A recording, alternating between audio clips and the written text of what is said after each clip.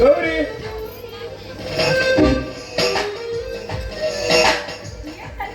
ಕೆಲಸ ಇರುತ್ತೆ ನನಗೆ.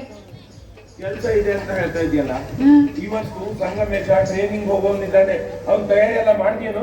ಎಲ್ಲ ತಯಾರಿ ಮಾಡಿ ಮಾಡಿದ್ದೆ ಆಯ್ತಾ? ಎಲ್ಲೋದ ಆ ಪುಣ್ಯಾತ್ಮ ಕಾಣ್ತಾ ಇಲ್ಲ, ಎಲ್ಲಿ ಹೋದ? ಬರ್ತಾನೆ ಬಿಡ್ರಿ, ತುಂಬಾ ದಿವಸಗಳಾದ್ಮೇಲೆ ಬರ್ತಾನಲ್ವಾ, ಅದಕ್ಕೆ ಎಲ್ಲರಿಗೂ ಹೇಳಿ ಹೋಗೋದಕ್ಕೆ ಹೋಗಿರ್ಬೇಕು. ಹೇಳೋಗ್ಲಿಕ್ಕೆ ಹೋಗಿದ್ದಾನ? ಅದ ನೋಡಿ, ನೀವ್ ಹೇಳೋದ್ರಲ್ಲಿ ಬಂದೇ ಬಿಟ್ಟ.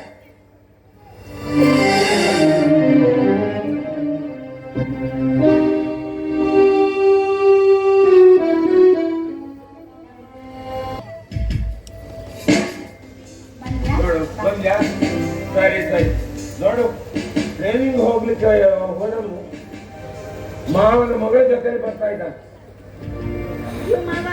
ಹಾಗೇನಿಲ್ಲ, ಅವ್ರು ಟ್ರೈನಿಂಗ್ ಹೋಗ್ತಾ ಇದ್ದಾರಲ್ಲ, ಸರಿಯಾದ ಸಮಯಕ್ಕೆ ಊಟ ಮಾಡಿ ನಿದ್ದೆ ಮಾಡಿ, ಚಳಿ ಜಾಸ್ತಿ ಅಲ್ಲ ಕಾಫಿ ಕುಡಿರಿ ಅಂತ ಹೇಳಿದೆ ಅಷ್ಟೇ. ಕಳಿಸ್ಕೊಡ್ಲಿಕ್ಕೆ ಬಂದಿದ್ಯಲ್ಲ, ನೀನು ಅವ್ರ ಸದ್ಯ ಹೋಗ್ತೀಯನು? ಇಲ್ಲಲ್ಲ, ಹೋಗೋದ್ರೆ ಹೋಗ್ಬಿಡ್ತೀವಿ. ಯಾಕಣ್ಣ ಹಾಗತ್ತೀಯ?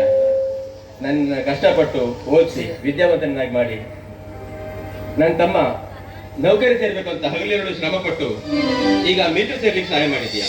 ಹೀಗಿರುವಾಗ ನಿನ್ನ ಆಸೆ ನಾನು ಇಲ್ಲ ಅಂತ ಹೇಳ್ತೀನ. ಏನೋ ಬಹಳ ಜನ ನಿಮ್ಮಿಂದ ದೂರ ಇರ್ಬೇಕಲ್ವಾ, ಅದಕ್ಕೆ ಮಾವನವ್ರನ್ನ ಭೇಟಿಯಾಗಿ ಬರ್ಲಿಕ್ಕೆ ಅಂತ ಹೋಗಿದ್ದೆ. ಮಾವನವ್ರ ಭೇಟಿ ಆಗ್ಲಿಕ್ಕೆ ಹೋದವನು ಮಾವನ ಮಗಳನ್ನ ಕರ್ಕೊಂಡು ಬಂದಿಯಲ್ಲ, ಅವಳನ್ನ ಕರ್ಕೊಂಡು ಹೋಗ್ತೀಯ ಅಂತ ಕೇಳಿದೆ. ಆ ಭಾಗ್ಯ ನನ್ಗೆ ಅಲ್ಲಿ.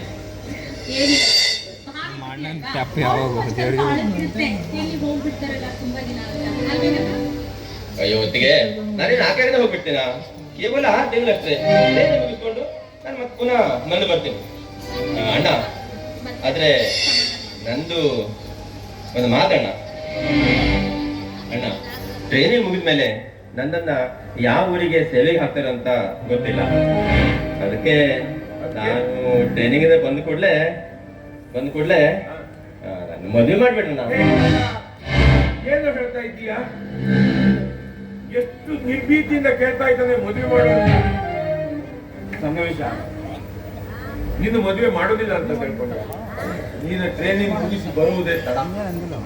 ನಿನ್ನ ಮದುವೆ ವ್ಯವಸ್ಥೆ ಎಲ್ಲವನ್ನು ರೆಡಿ ಮಾಡಿರ್ತೇನೆ. ಯಾಕೆ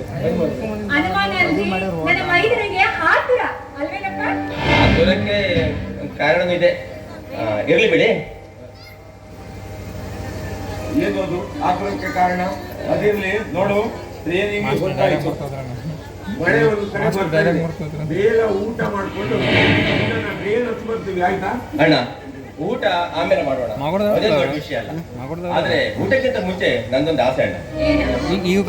ಅಣ್ಣ, ಇವತ್ತು ಊಟ ಮಾಡೋಕ್ಕಿಂತ ಮೊದಲು ನಾವೆಲ್ಲ ಸೇರಿ ಸಂತೋಷದಿಂದ ಹಾಡೊಂದನ್ನ ಹಾಡಿ ಆನಂದ ಪಟ್ಟು ಆಮೇಲೆ ಊಟ ಮಾಡಿ ನನಗೆ ಕಳ್ಸಿಕೊಟ್ರೆ ನಾನು ಇದೇ ಸಂತೋಷದಲ್ಲಿ ಅಗಲಿಕೆ ನೋವನ್ನು ಮರೆತು ಮುನ್ನಡಿದ್ದೇನೆ. ಪ್ಲೀಸ್ ಅಣ್ಣ. ಸರಿ, ನಿನ್ನ ಇಷ್ಟನೇ ನಮ್ಮ